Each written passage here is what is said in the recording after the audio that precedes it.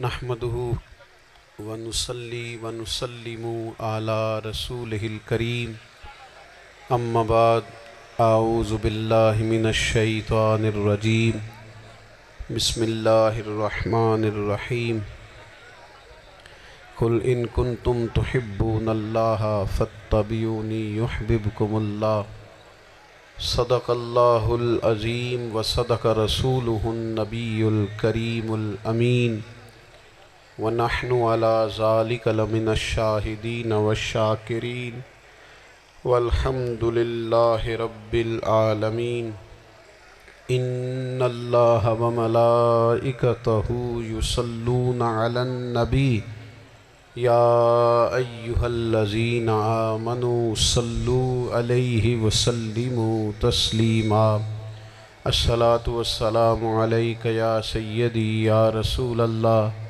وعلى آلک واصحابک یا حبیب اللہ۔ سارے حضرات درود شریف پڑھیے۔ الصلاة والسلام علیک یا نبی وعلى آلک واصحابک یا حبیب اللہ۔ تمام تعریفیں، حمد اور ثنا اللہ تعالیٰ جل مجدہ الکریم کے لیے، درود و سلام نبی اکرم صلی اللہ تعالیٰ علیہ وسلم کی ذات والا صفات کے لیے حمد و صلات کے بعد انتہائی عزت و تکریم کے لائق علماء کرام، مشائخ، سادات، دوستوں، بزرگوں اور بھائیوں، یہ خوبصورت محفل پاک اپنی تمام تر خوبصورتیوں کے ساتھ انعقاد پذیر ہے۔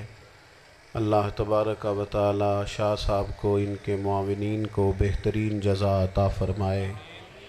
میں کچھ زیادہ لمبے سفر سے لوٹا ہوں اور میری طبیعت بھی کچھ دنوں سے علیل ہے، لیکن یہ محبت کا معاملہ تھا، زیادہ لمبی چوڑی بات تو نہیں کر سکوں گا، حاضری کے لیے حاضر ہوا ہوں۔ سب سے پہلے تو یہ عرض کروں گا، جہاں دوست زیادہ ہوتے ہیں وہاں رائے بھی زیادہ ہوتی ہے۔ تو وہ یہ ہوتا ہے کہ بعض اوقات مجھے تو بعض محافل میں یہ بھی سمجھ نہیں آتی کہ بیسیکلی کمانڈر ان چیف ہے کون، بات کس کی ماننی۔ تو وہ زیادہ مختلف رائے ہونے کی وجہ سے بعض اوقات، لیکن یہ محبت کی بات ہی ہے، پیار کی بات۔ چیزوں کو اپنے دل پر نہ سوار کیا کریں۔ جن لوگوں کی منزل ہوتی ہے نا کوئی، بس کریں جی بول کر نہ ٹھیک کرائیں، اب جو بیٹھ سکتا ہے اسے بیٹھنے دیں۔ یہ جو دوست بول کر دوستوں کو چپ کرا رہے ہیں، یہ مہربانی کریں جی، اب تو عشاء کا وقت قریب ہے، بس چھوڑ دیں دوستوں کو۔ عزیز دوستو، جن لوگوں کی منزل ہوتی ہے نا، جو لوگ طے کر لیتے ہیں ہم نے کہیں پہنچنا ہے، تو پھر سفر جب کرتے ہیں نا، ہم طے کرتے ہیں کہ آج مجھے فیصل آباد، لاہور کسی جگہ جانا ہے، تو پھر رستے میں یہ تھوڑی دیکھا جاتا ہے کہ سپیڈ بریکر کتنے آئے، یہ تھوڑی دیکھیں گے کہ راہ کے اندر چنگچی رکشے، گاڑیاں اور باقی چیزیں کتنی آئیں۔ سفر کا تعین کریں اور سفر شروع کرتے رہیں۔ بس میلاد کی محافل میں اور خوبصورت جگہوں میں کوئی تلخی والا بعض اوقات کام ہو بھی جائے تو تلخ ہونا نہیں، لینا مزہ ہی ہے۔ سمجھ میں آئی بات؟ اللہ تعالیٰ آپ کو خوش رکھے، اس کا بھی لطف ہی حاصل کرنا ہے اللہ کے فضل سے۔ دنیا میں پریشان وہ بندہ ہوتا ہے جو ذہنی طور پر، نفسیاتی طور پر الجھ جاتا ہے۔ آپ نے الجھنا نہیں، محبت سے بیٹھنا ہے۔ چند ایک باتیں عرض کرنی ہیں، اس بات میں کوئی شک نہیں، ایک ذرا کم کر دینی، اس میں کوئی شک نہیں کہ ایمان نام ہے حضور کی محبت کا۔ محبت مصطفیٰ کریم صلی اللہ تعالیٰ علیہ وسلم ایمان کی جان ہے، اور یہ دین اسلام کا بہت بڑا انعام ہے کہ وہ کہتا ہے کہ حضور سے پیار کرو۔ اس لیے کہ جب نبی پاک سے محبت ہو جاتی ہے تو زندگی ویسے ہی آسان ہو جاتی ہے۔ اے عشق تیرے صدقے جلنے سے چھٹے سستے، جو آگ بجھا دے گی اب وہ آگ لگائی ہے۔ کیا ہوتا ہے کہ انسان کے لیے زندگی آسان ہو جاتی ہے۔ میں نے عرض کیا تھا کہ پتہ ہی نہیں چلتا کمانڈر ان چیف کون ہے۔ اللہ آپ کو سلامت. ٹھیک ہو گیا جی, اب آنے دیں دوستوں کو. بیٹھ جائیں جی, آپ لوگ آگے نہ ہو پیارے بیٹے, بیٹھ جاؤ جہاں جگہ. نہیں آپ اس طرح بھاگے دوڑے تو نانا, محفل میں آئیں, اس کا ادب کا خیال کریں. آپ تشریف رکھیں, بس بیٹھ جائیں جہاں جگہ مل رہی ہے. جو دوڑ کے آ رہے ہیں یہ اطمینان سے آئیں گے تو باوقار لگیں گے. اللہ آپ کو سلامت رکھے, برکت دے. ماشاءاللہ, اللہ تعالیٰ آپ کو برکات دے. اوہو, یہ اتنا مجمع کنٹرول نہیں ہوتا, کوئی بات نہیں, وہ انجی ہوتا ہے ہر روز. نعرہ تکبیر, نعرہ تکبیر, نعرہ رسالت, نعرہ رسالت. بس جی بیٹھ جائیں, اب تشریف رکھ, جلدی سے بیٹھ جائیں جی. آپ جو کھڑے ہیں یہ غلط کر رہے ہیں, 1 سیکنڈ سے پہلے بیٹھ جائیں. فٹافٹ فٹافٹ, فیصلہ کرنے میں اتنی دیر. لو جی ماشاءاللہ ٹھیک ہو گیا. اب آپ توجہ, بولے نہیں جی, اب بولنا سوء ادب ہے, بولے نہیں, بڑی مہربانی, اطمینان سے بات سنیں. نبی پاک علیہ السلام کی جو محبت ہے نا, وہ انسان کے لیے زندگی کو آسان کر دیتی ہے. حضور سے پیار ہوتا ہے نا تو بندہ نفرت کرنی ویسے ہی چھوڑ دیتا ہے. حضور سے پیار کرتا ہے, ہرس ہوس لالچ ویسے ہی نکل جاتا ہے. جب حضور سے محبت ہو جاتی ہے, نماز پڑھنا, درگزر کرنا, درود شریف پڑھنا, قرآن پاک پڑھنا, دین کی خدمت کرنا, حتیٰ کہ جان دینا بھی آسان ہو جاتا ہے. نبی پاک علیہ السلام کی محبت انسان کو کبھی بھی پریشان نہیں ہونے دیتی, الجھنے نہیں دیتی, تازہ دم رکھتا ہے حضور کا پیار. شرط یہ ہے کہ محبت صحیح ہو, اصلی ہو, باطن میں ہو. یہ آپ کے ذہن کے اندر کبھی بھی کسی بدبو کو نہیں آنے دے گی, طبیعت کو تازہ دم رکھے گی, سکون میں رہیں گے.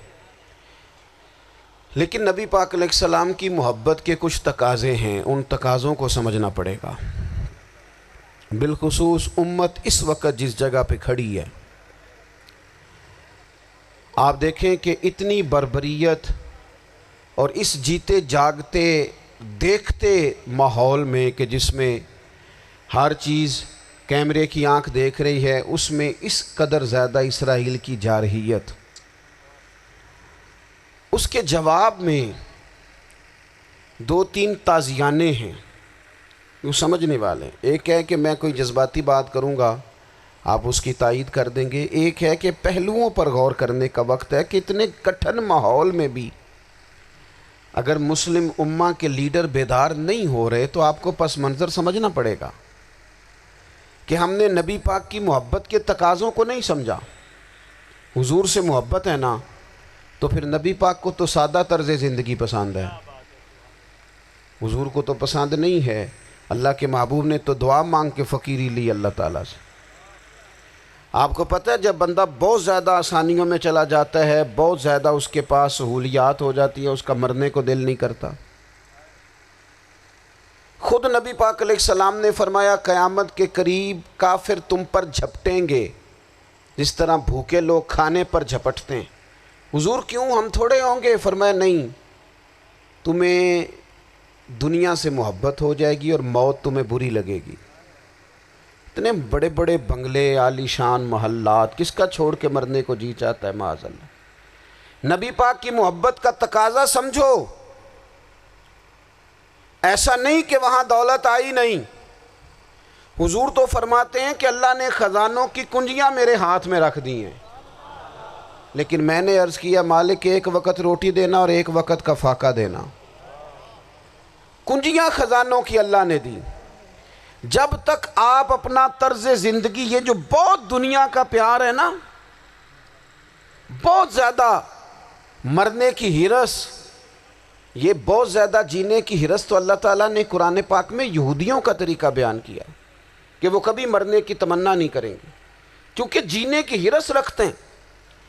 نبی پاک علیہ السلام کے غلاموں, طرز زندگی جب تک سادہ نہیں ہوتا اور جب تک یہ دنیا کے جھمیلوں سے کسی کو دولت دے کر پیچھے کر دیا جاتا ہے, کسی کو عہدہ دے کر چپ کرا دیا جاتا ہے, کسی کو اقتدار دے کر چپ کرا دیا جاتا ہے.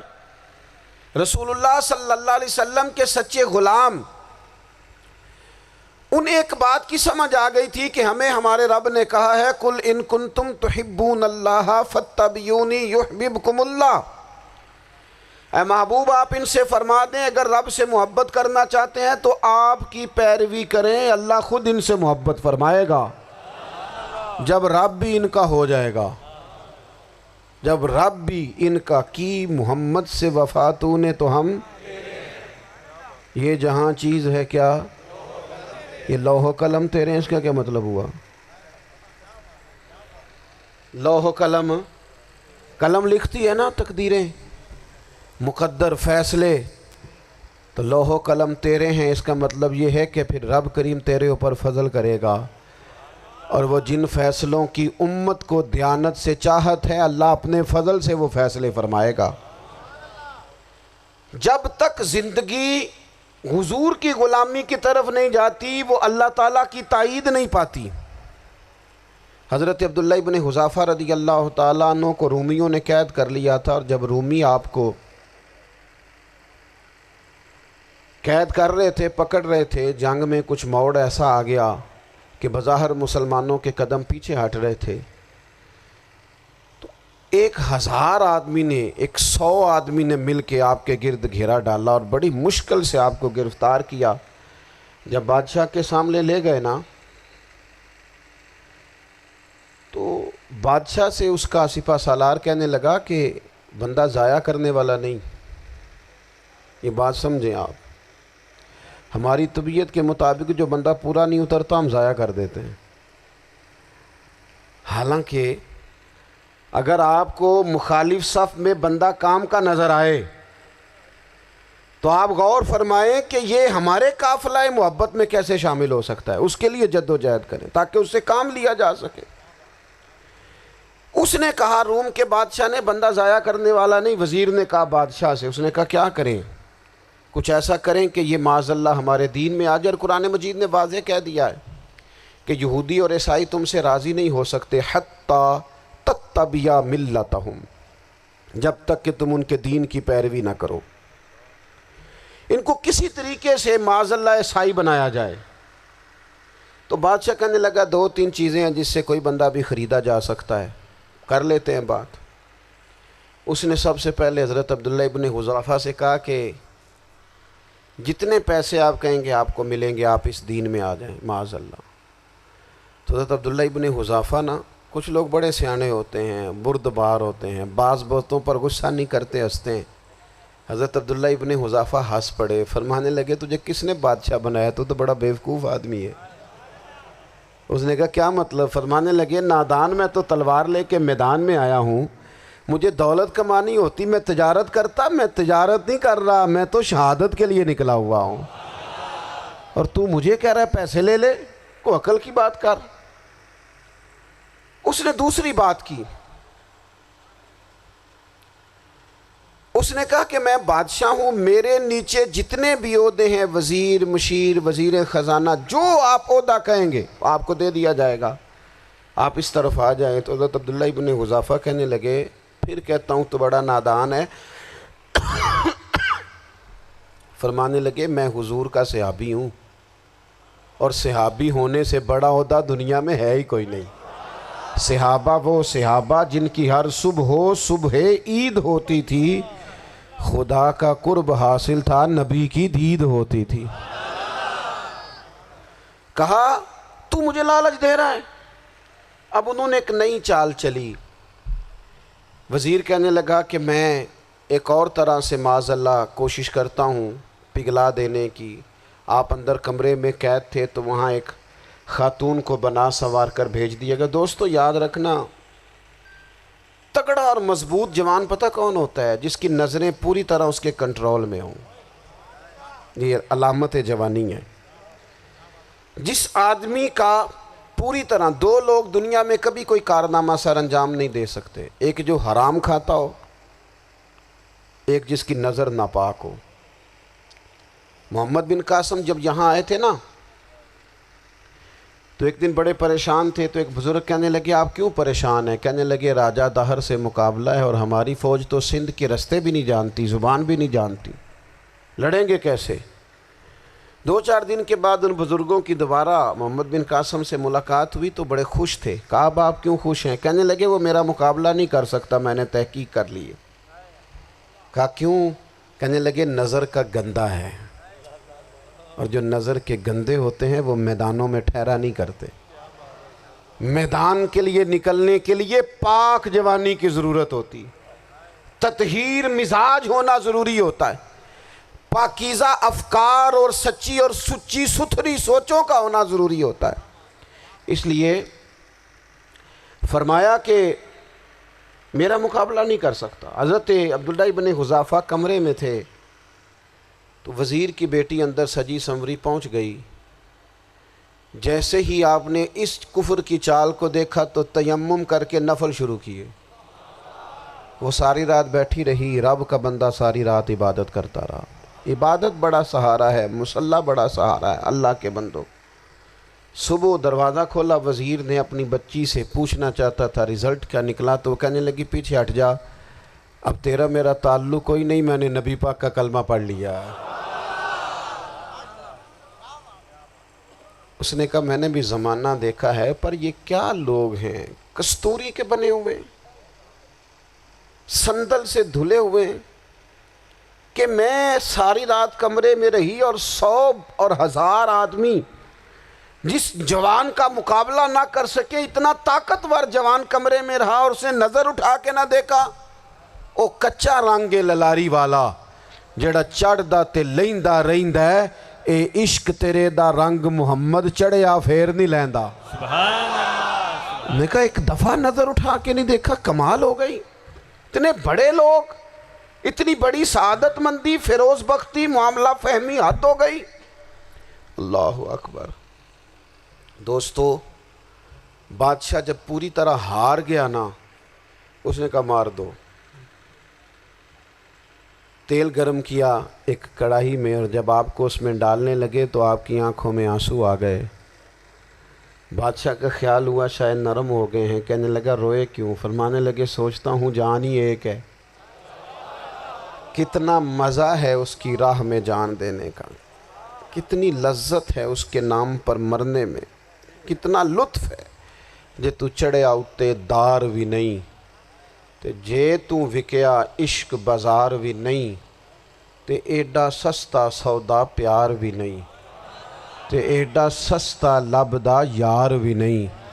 کئی جنگل گانے پیندے نہیں، کئی دوزخ لنگنے پیندے نہیں، جے اس ملوں بھی مل جاوے ایدوں سستا ہور بپار بھی نہیں۔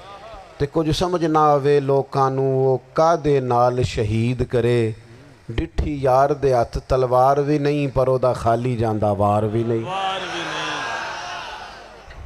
کہنے لگے ایک جان ہے نا، تو دل کرتا ہے ہزاروں ہوتی تو ایک ایک کر کے محبوب کے نام پہ قربان کرتا، جب میرے پاس ہے ہی ایک، کروں کیا؟ حضرت عبداللہ ابن حذافہ رضی اللہ تعالیٰ عنہ جب روئے اور بادشاہ نے یہ بات سنی تو بادشاہ اٹھ کے کھڑا ہو گیا، سارے وزیروں مشیروں کو کہنے لگا تم نے کہا تھا نا بندہ ضائع کرنے والا نہیں، یہ بھی ضائع کرنے والا نہیں۔ کہنے لگا میرا ماتھا چومو، تم جیسے لوگوں کو قتل نہیں کرنا چاہیے، آزاد کرنا چاہیے۔ عزیز، اپنی زندگی سے نا یہ بہت زیادہ ہرس، ہوس، طمع، اور یہ کسی بات کی بھی ہو، ہرس صرف پیسوں کی نہیں ہوتی ہے، شہرت کی بھی ہوتی ہے، یہ بیماری انسان کو اقتدار کی بھی ہوتی ہے، تعریف کی بھی بیماری ہوتی ہے، یہ سارے نقص ہوتے ہیں لوگوں کو، اور معاذ اللہ بعض جبوں کبوں کے اندر بھی ہوتے ہیں، وہاں بھی پنپتے ہیں۔ اپنی زندگی جب تک اس سادگی میں نہیں لاؤ گے جو رسول پاک نے عطا فرمائی ہے، جب لوگ آسانیوں میں پوری طرح الجھ گئے تو پھر وہ دور ہوئے اور کفر چڑھ گیا۔ دوسری بات، اللہ کے محبوب صلی اللہ تعالیٰ علیہ وسلم کی محبت ہم سے تقاضا کرتی ہے کہ ہم اس مشن کے لیے کام کریں جس مشن کے لیے رسول پاک نے کام فرمایا ہے۔ ہم سارے کام بڑی مضبوطی سے، سوچ سمجھ کے، تدبر سے، حکمت سے، تقاضوں کو مد نظر رکھتے ہوئے کرتے ہیں، سارے کام۔ دین کے کام میں ہمارا مزاج نہیں ہوتا، او ہو جائے گا جی، آپ بسم اللہ پڑھیں جی، شروع کریں جی۔ آپ تقاضوں کو سمجھیں، چیزوں کو دبائیں نہیں، چیزوں پر غور کریں۔ کسی کے ذہن کی سطح پر سوال ابھرتا ہے، اس کا تسلی بخش جواب دیں۔ اپنی زندگی میں دین کے کام کے لیے اپنے آپ کو وقف کریں. اور دین کے کام کے بہت سارے پہلو ہیں. ہزاروں لوگوں کو قرآن پاک ٹھیک پڑھنا نہیں آتا. ہزارہا لوگ ہیں جو قرآن مجید کے مطالب سے آگاہ نہیں ہیں. دین کی بنیادی ضروریات سے لوگ نابلد ہیں. میں آپ کو کس طرح یہ بات سمجھاؤں کہ ہزاروں کی تعداد میں طلاقیں اس لیے ہوتی ہیں کہ مردوں کو طلاق کے مسئلے نہیں آتے. انہیں پتہ نہیں ہے کہ مجھے حقوق زوجین کے معاملے میں کیسے چلنا ہے. ڈھیر سارے گھروں میں تباہی اس لیے ہے کہ تربیت اولاد کا دینی منہج ہمیں نہیں پتہ. اپنا حصہ ملائیں دین کے کام میں. ایک آدمی کو اگر تو نمازی کرنے میں کامیاب ہو گیا تیری زندگی بدل گئی. وہ دین بیزار لوگ جو ہمارے بیچ بیٹھ کے ہماری نوجوان نسل کو پگڑی اور داڑھی کا نام لے کے بنیادی طور پر دین سے دور کرتے ہیں، ایسے نوجوانوں کو دین کا پیغام محبت دے کر دین کے قریب کرنا ہماری ڈیوٹیوں کا حصہ ہے. ہمیں ذمہ داری کا احساس کرنا پڑے گا. ہمیں یہ خاص قدم اٹھانا پڑے گا، توجہ دینی پڑے گی. مساجد، مدارس، میں آپ سے عرض کروں اتنی ڈٹ کے مخالفت ہوتی ہے نا مدرسوں کی، اتنی ڈٹ کے. میں ادارہ چلاتا ہوں، اس کے چلانے میں جو مشکلات ہیں وہ تو ہم بتا نہیں سکتے آپ کو، اس لیے کہ میری قوم، میرا اس قوم سے تعلق ہے جو نعت خواں امیر کرنا چاہتی ہے، مدرسے نہیں. ہاں نقیب خطیب پیدا کرنا چاہتی ہے، شعر و شاعری کی زندگی کو پروان چڑھانا چاہتی ہے. فقط ہمارا ان لوگوں سے تعلق ہے جو لاکھوں کروڑوں روپیہ محافل پہ لگائیں گے. اور قاری صاحب بیچارے اگر مسجد کا کوئی ہونے والا کام کسی وقت بتا دیں گے تو وہ بڑی مشکل آ جائے گی ان کے لیے. یہ کیسے ہو سکتا ہے، آپ نے یہ ڈیوٹی بتا دی. مدارس اور جتنا اہم رول دین کو پھیلانے میں مدارس اسلامیہ کا ہے، اتنی زبردست. لوگوں کا خیال ہوتا ہے میری طرح کے لوگ شاید کام کرتے ہیں، ڈیوٹی کرتے ہیں. یہ 10-15 لوگ آپ کو نظر آتے ہیں جو آپ کو کہیں میڈیا پر یا ادھر ادھر ڈیوٹی کرتے. مخلص لوگ اپنی جگہ پہ وہ بھی بڑا ہی کام کر رہے ہیں، جو میڈیا پہ آ کے بھی اخلاص سے اور درد دل سے کو دین کی، ان کی بھی کسی بات کی حوصلہ شکنی نہیں. لیکن ہزارہا اساتذہ جو مدارس میں بیٹھ کے پڑھاتے ہیں، جنہوں نے وہ سارے لوگ تیار، آپ سمجھ نہیں سکتے کتنا بڑا کام. حفظ کا استاد جو ہوتا ہے نا اس کی ڈیوٹی 24 گھنٹے ہوتی ہے فجر سے پہلے، اور اس نے بچوں کو اٹھانا ہے. تنخواہ تو ہم انہیں دینا نہیں نہ چاہتے جی، تنخواہ نہیں دئی دی انہوں نے. ہم بھی مولوی امیر نہ ہو جانا. مولوی نو تے سوٹ بھی 27ویں والی رات دے ہے تاکہ کدھر سوان کے عید والے دن پا نہ لوے، چونکہ 27ویں تو بعد تے درزی پھڑتا ہی کوئی نہیں. کیوں حضرت ایسا ہی ہے نا، اس وقت تو نہیں نہ لیتا. تو ہم چاہتے ہیں مولوی ہماری مرضی کے ہماری طرح کا سوٹ نہ پہن لے. مدارس کی مضبوطی آپ یہ دیکھ لیں، یہ صلاح الدین ایوبی کا تعلق بھلا کس چیز سے تھا؟ غوث اعظم کے مدرسے سے. حضور غوث اعظم کے مریدوں کی جماعت اس کے ساتھ شامل تھی. کون لوگ تھے جنہوں نے مدارس سے فیض پایا؟ رازی اور غزالی، حضور غوث اعظم، خواجہ اجمیر، یہ سب لوگ مدارس کے لوگ ہیں. کمزوریاں ہیں، غلطیاں ہیں، بہت ساری چیزوں کی اصلاح کی ضرورت ہے، لیکن یہ دین کا بہت بڑا قلعہ ہوتا ہے مدرسہ. لیکن اس کی مخالفت کی جاتی ہے. مجھے بتائیے اگر مدرسوں میں کمزوریاں ہیں تو کالجوں یونیورسٹیوں میں نہیں ہیں؟ ہم نے کبھی مخالفت کیا بند کر دو سارے؟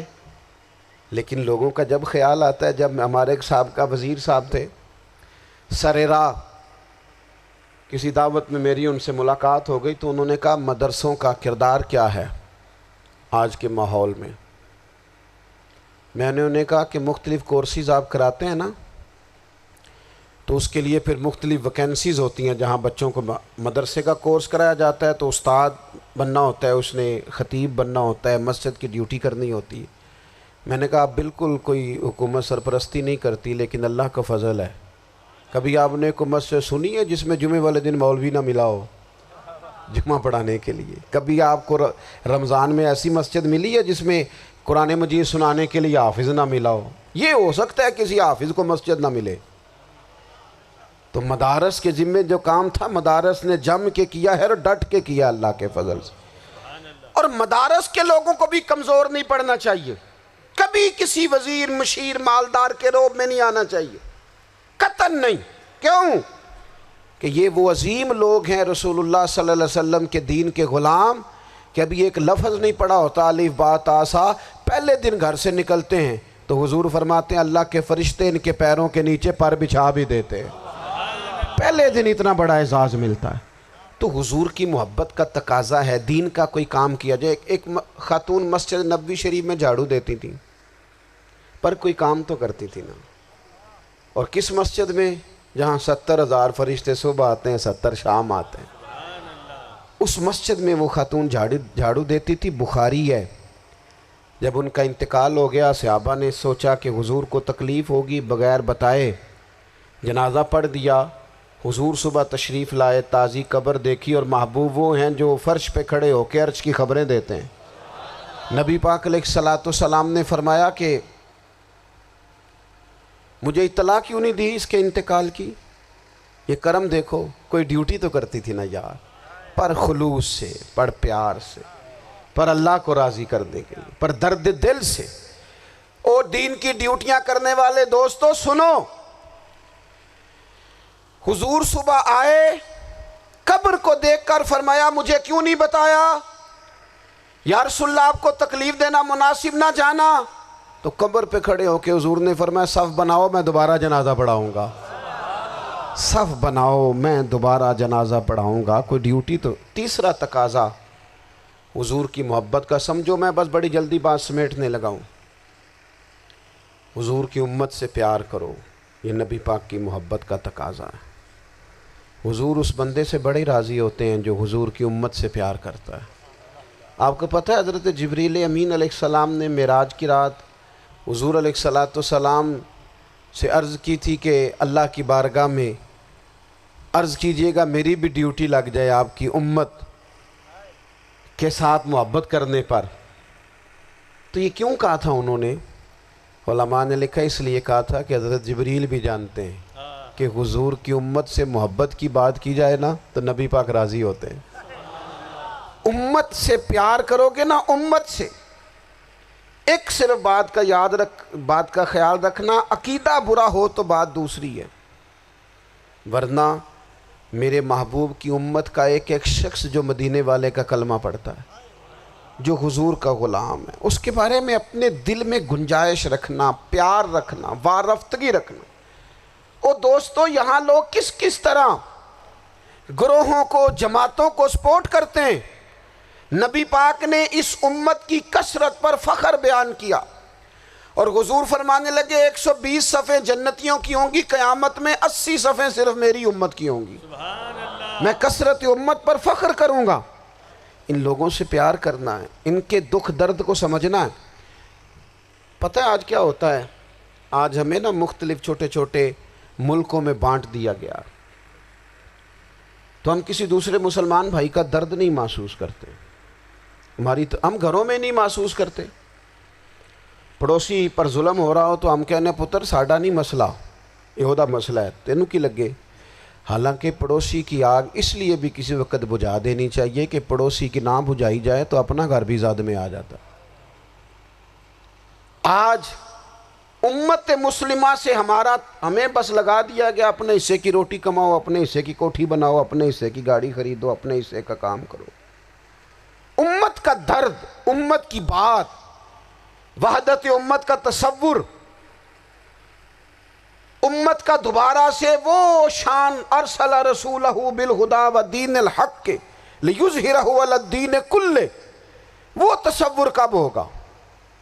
اس وقت ہوگا جب ہم بات امت کی کریں گے۔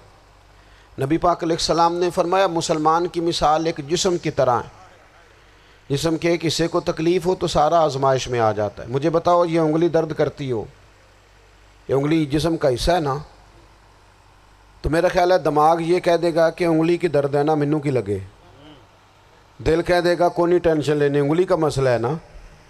ایسا نہیں ہوتا، بلکہ جب انگلی میں درد ہوتی ہے تو دماغ منصوبہ بندی کرتا ہے کہ اس کا علاج کیسے ہو سکتا ہے، دل پریشان ہوتا ہے، پیر چل کے جاتے ہیں، ہاتھ وہ دوائی وصول کرتے ہیں، دانت اسے چبا کر، حلق اسے نگل کر، معدہ اسے ذخیرہ کر کے جسم میں پھیلاتا ہے، پھر جا کے انگلی شفا پذیر ہوتی ہے۔ ایک حصے کو درد ہو تو سارا حصہ کام پہ لگ جاتا ہے۔ اسرائیل اگر تکلیف دے رہا ہے فلسطینیوں کو تو ہونا چاہیے تھا نا بعض مسلمان حکمرانوں کو نیند نہ آتی، وہ درد دل محسوس کرتے۔ ہونا چاہیے تھا نا کہ بعض لوگ یہاں ہم کیا کرتے ہیں بھلا بیٹھ کے، اب تو مجھے بعض چیزوں سے کوفت بھی ہونے لگا، ہم دیتے ہیں بیان مذمت۔ آپ کے بیان دینے سے کیا ہوگا؟ فلانے نے بھی بیان دے دیا، فلانے نے بھی کلپ دے دیا، یہ کیا کر رہے ہیں؟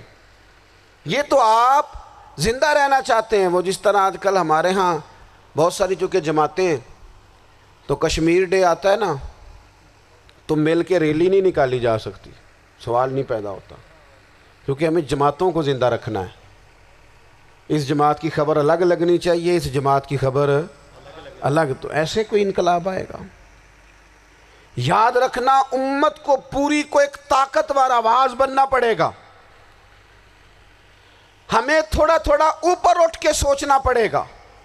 خدا را اللہ تعالیٰ مجھے معاف کرے اگر کوئی بات میں سطحی کر رہا ہوں، دل کی گہرائی سے عرض کرتا ہوں اب تو بڑا سخت وقت آ گیا۔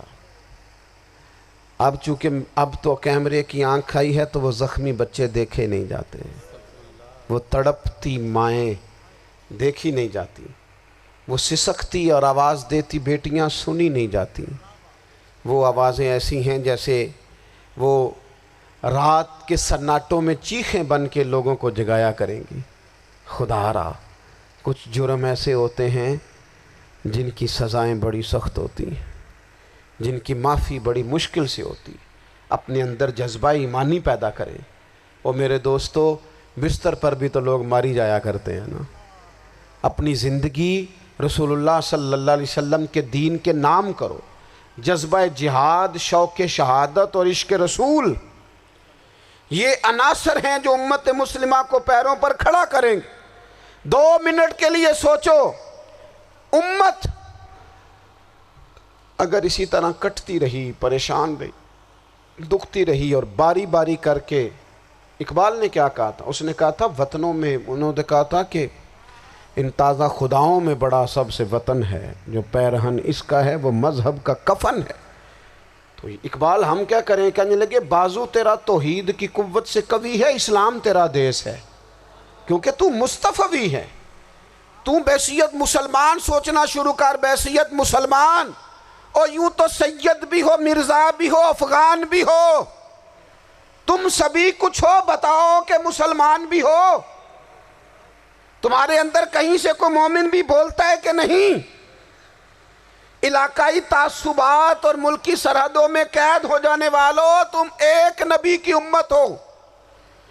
کیوں نہیں سمجھتے کہ جب کشمیر کی بیٹی روتی ہے تو مدینے والے محبوب پاک علیہ السلام کی امت کی بیٹی روتی ہے، جب فلسطین کی بیٹی روتی ہے تو امت کی بیٹیاں روتی۔ خدا را کچھ درد دل اپنی طبیعت میں پیدا کریں۔ میں حکمرانوں کی بات نہیں کرتا، میں تو عام لوگوں سے ایسے تبصرے سنتا ہوں جو نہیں کرنے چاہیے۔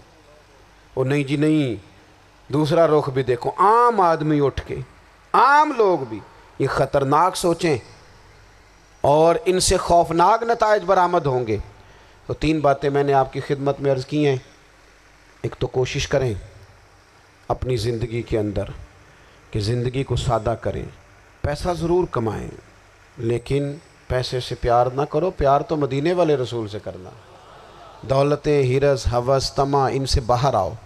اور دوسری گزارش آپ کی خدمت میں یہ عرض کی ہے، کچھ نہ کچھ دین کا کام، اور اس میں بھی شہرتوں سے بچتے ہوئے، تصویروں سے بچتے ہوئے۔ میں ہر محفل میں شاید کہتا ہوں میری فوٹو آ رہی ہے اور لائیو آ رہا ہے اور فلاں ہو رہا ہے، لیکن اس محفل کا خوبصورت انسان وہ ہے جو سب سے پیچھے بیٹھا ہے، وہ کسی فوٹو کے لیے نہیں آیا۔ اور میں ڈھیر سارے لوگ دیکھ رہا ہوں، یہ جو آگے بیٹھ جاتے ہیں بعض اوقات 5 7 10 لوگ، یہ بڑی تصویر سازی کرتے ہیں، لیکن جو پیچھے بیٹھے ہوتے ہیں ان کی کوئی فوٹو نہیں آتی۔ اور میں نے بہت سارے لوگوں کو دیکھا ہے کبھی موبائل کو ہاتھ بھی نہیں لگاتے، لیکن جن کے لیے آئے ہیں انہیں تو پتہ ہے نا کون کون آیا ہے۔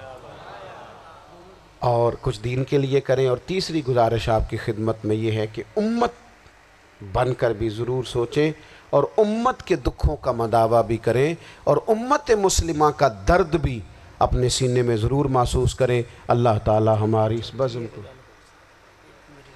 یہ ایک بات اور سن لیں جی، نبی پاک علیہ الصلاۃ والسلام نے ارشاد فرمایا، لائیں جی، حضور سید عالم علیہ الصلاۃ والسلام نے ارشاد فرمایا کہ جب تک بندہ اللہ کے بندوں کی مدد میں رہتا ہے نا، اللہ بھی اس کی مدد کرتا رہتا ہے۔